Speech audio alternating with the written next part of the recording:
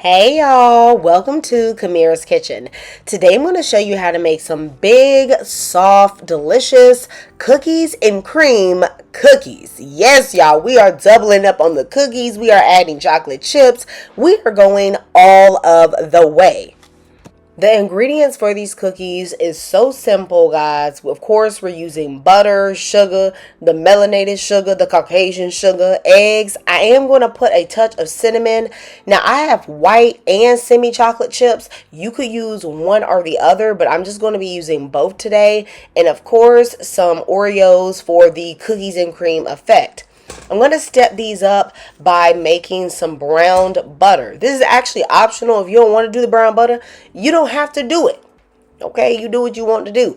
But I am going to melt the butter over a medium heat for a few minutes, and then I'm going to lower it to like a medium low heat and cook it until there are brown bits on the bottom. Now you do need to continuously stir that thing, okay, because you do not want this to burn. If you burn the butter, baby, you're gonna have to throw out 2 sticks of butter. And with these butter prices, child, you will be crying, okay? So if you look at the color on the bottom there, it's kind of a medium to a light golden brown. That's where you want to get it to. This takes about 5 minutes, okay, and not much longer than that. Immediately, you need to pull it off of the stove, and then I'm going to dump it in my bowl here and then let it cool at the side. I am going to make a confession. Y'all, my cookies used to come out as flat as a pancake booty. Then one of my friends, Anna, she put me on to this recipe, and she told me that she uses bread flour. She measured it at 385 grams. I had 86, one word about it, okay? And she told me to put extra flour to help bulk up the cookies so that they do not spread. Y'all, this worked so well. And the bread flour has extra gluten content, so it comes out a little bit chewier. Now, if you don't have bread flour, you can use all-purpose and it will work just fine. Into my flour, I've added a teaspoon of salt, baking soda, and half of a teaspoon of cinnamon. And then I'm going to place that to the side.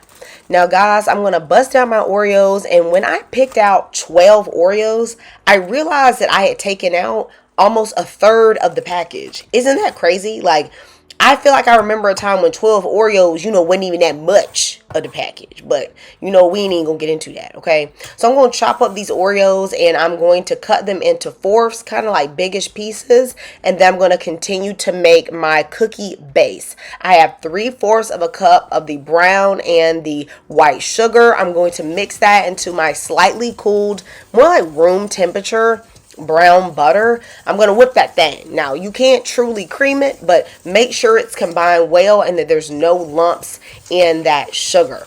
If you don't brown the butter, you can just melt it and then let it cool down, and that will work fine too. But that brown butter adds that little extra nuttiness.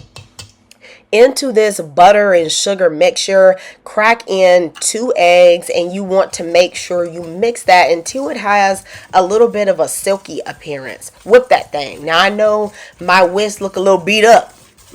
That's because I truly be cooking. Some of y'all cooking stuff look a little too perfect because you don't even really use it like that. Y'all, the real cooks know. I'm now going to add a half of a tablespoon of vanilla. I'm measuring it here, but do you really need to measure? Because I don't know if I've ever had too much vanilla in a recipe.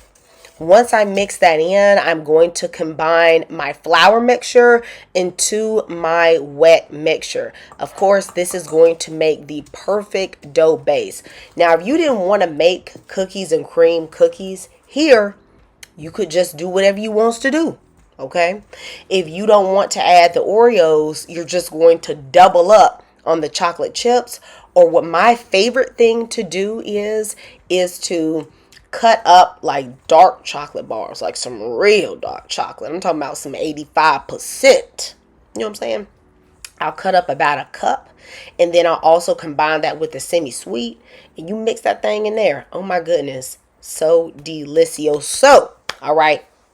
Once my dough base is combined, now I'm going to add in all of those Oreos, and I have a third of a cup of white chocolate chips and a third of a cup of the semi-sweet chocolate chips. You could also do just 2/3 of a cup of the white chocolate just in total, or just the semi-sweet. You can choose what you want to do here, but I pretty much don't ever just add Oreos. I think the chocolate chips give the cookies a little bit more moisture, because remember, we are definitely adding cookies into cookies, so you want to have those chocolatey bits inside. Fold the pieces in gently, and my next tip for making sure that you are going to have cookies that will not go flat is to chill your dough. Some of y'all get too eager and you just want to go ahead and bake them. Your cookies will be flat. No, child. Cover it up. Put this in the fridge for 1 to 2 hours at minimum. If you want to make them the next day, which I'm pretty sure you don't want to do because you're ready to eat them, you could chill this overnight, okay? Now, I am going to scoop these out with my Fats Big Old Boy ice cream scoop.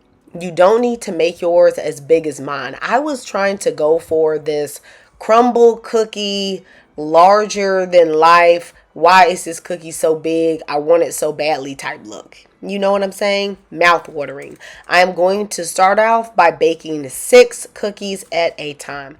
If you don't want cookies this big, just use a regular ice cream scoop, and then you can do 12 at one time. I only did 6 because I did not want them to touch and mess up the shape I was going for.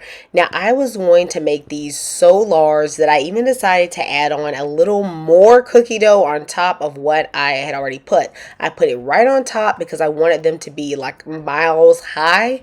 These were for some friends and coworkers, and I definitely wanted them to have a beautiful cookie. I have already preheated my oven to 350 degrees. I'm going to bake the cookies for 13 minutes exactly. Now you may be thinking, okay, I don't think they're done. They look like they might be, a little bit undone in the middle. Trust me, when you take them out, let them sit on the pan and cool completely. They are going to be perfectly chewy. While they are still piping hot, I want to make sure they have a good look, so I'm going to put a few Oreo pieces right on the top. I like putting 3 right in the middle. It just makes these cookies look super appetizing and just lets you know what you about to put your teeth into, okay? Now, I was not going to be greedy. I actually let my cookies cool all of the way before I went in and got one. But baby, when it did cool down, it was on. I only needed one of these to be satisfied. And y'all, they were absolutely delicious. I want you to let me know in the comments if you're going to make these cookies. And when you do, are you going to share them with some friends? Or are you going to eat them all yourself, honey? I'll see you next time at Kamira's Kitchen. Goodbye and God bless.